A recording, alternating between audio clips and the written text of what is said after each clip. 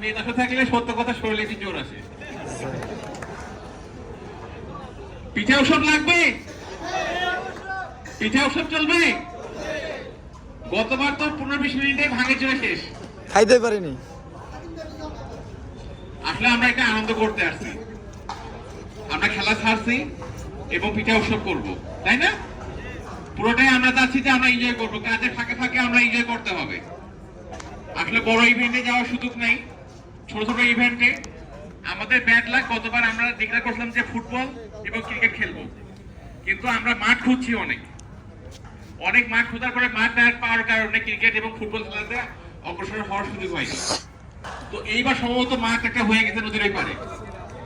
যদি আলহামদুলিল্লাহ যদি ঠিক থাকে তাহলে হয়তো নেক্সট ক্রিকেট এবং ফুটবলও যাব, যদি আপনি হেল্প করেন। কারণ আপনাদের নিয়ে আপনাদের আয়োজন, আপনারা ভালো করবেন, ভালো আনন্দের মধ্যে থাকবেন, এটাই আমরা চাই।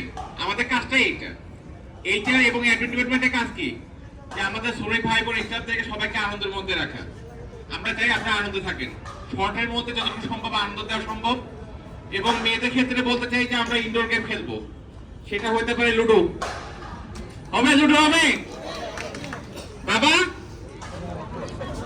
বাবা নাই কার্ড কার্ড খেলা হবে? আমি পারি, ভালো পারি।